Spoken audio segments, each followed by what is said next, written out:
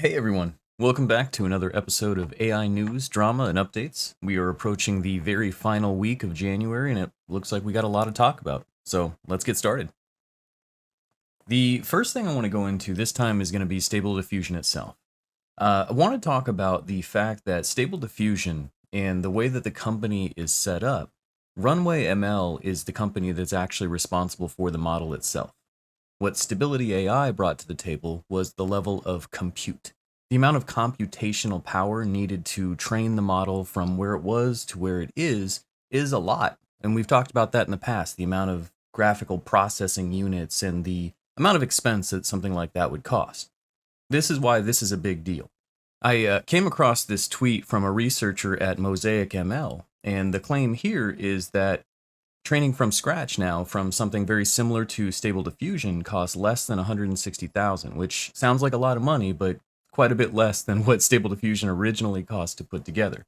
So things are moving, of course, in a direction that makes sense, and we're seeing a lot of this technology become more accessible as things become more commonplace.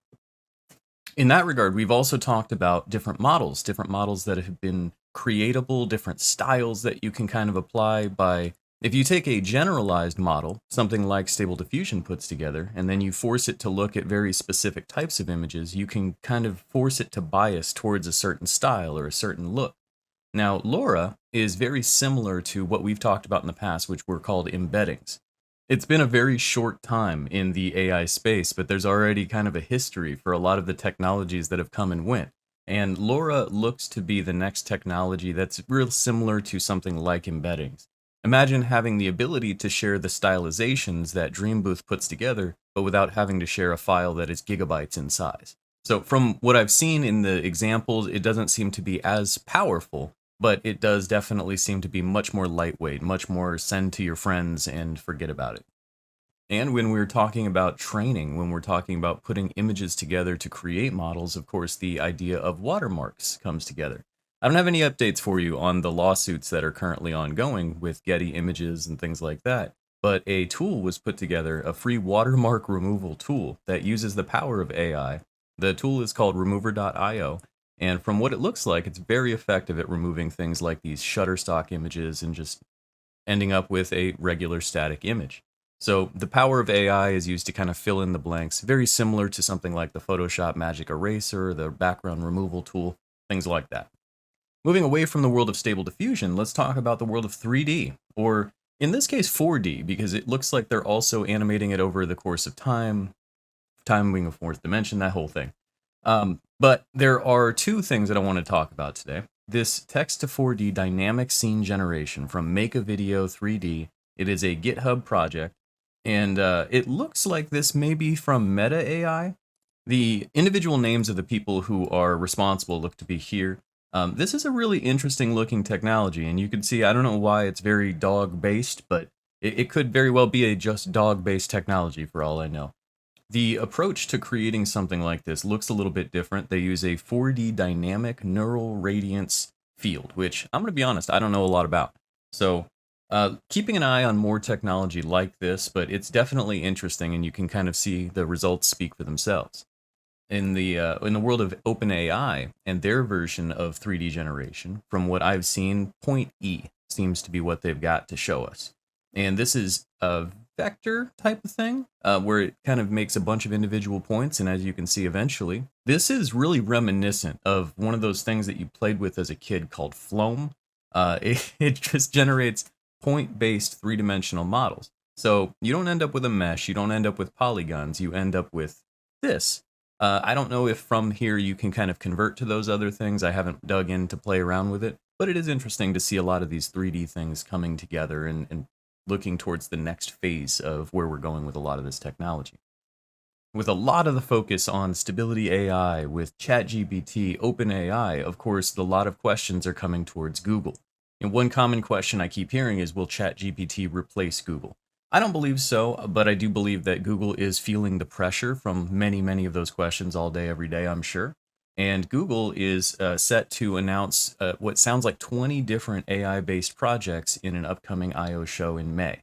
So I'm not sure exactly what they have to announce, what it will be, but we're going to definitely keep our eyes on that because it's Google. They've been working on AI for quite a long time, so I do anticipate it will be something.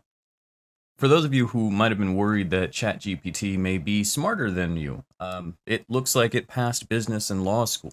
Just barely. It's got a C average based on the articles that I've been able to come across about this, but they put it to the test, quite literally. I'm not sure if they graded it in an anonymous way or if they, were grading it very specifically, but the fact that ChatGPT is capable of doing stuff like this, it has the amount of uh, I don't want to call it cognizance because it's not. The context of the tool allows it to stay on track and allows it to basically maintain a level of accuracy that you wouldn't normally find from like a chatbot type generator. The more context, the more memory that something like this, essentially, the bigger the technology, the more money you throw at this problem, the more relevant the output can be. So ChatGPT is continuing to impress. But it ain't going to be cheap, according to PC Gamer, when it comes to in our last video, we talked about a pro version of ChatGPT that's going to be coming to fruition. This is a very expensive thing to run, so this is, of course, no surprise. You've got people throwing money at ChatGPT, and a lot of people are very, very interested in being a part of what they're seeing as a very dynamic technology. Unfortunately, the pro pricing, from what I've seen, I don't know if it's experimental or what, but their starting rate is $42 a month, which is incredibly expensive. Obviously, not going to be something very viable for most people. And from what I also understand, it was only visible for a few minutes. I'm not sure exactly what took place or how the story kind of played out, but there are a few people who opted to pay the $42 a month that actually have pro service now. It just doesn't seem to be common or available at the moment. So we're going to keep an eye on that as well. Now, we've talked a lot more recently about ChatGPT and it being such a powerful tool. But I did want to point out, I did come across this handy chart that shows some of the other competition type tools and some of the other things that are being worked on in the meantime. So you've got Google's Lambda project. You've got Meta working on BlenderBot 3, DeepMind's Sparrow, and Anthropic is working on Assistant/Claude. And here's kind of a breakdown of some of the statistics that go into that, just so we can keep an eye on multiple different projects all at the same time. And of course, this list isn't all-inclusive. This list is actually quite comparative to some of the more common ones that we're hearing about more often. Not listed in that last chart is an AI writing assistant by A121 Labs.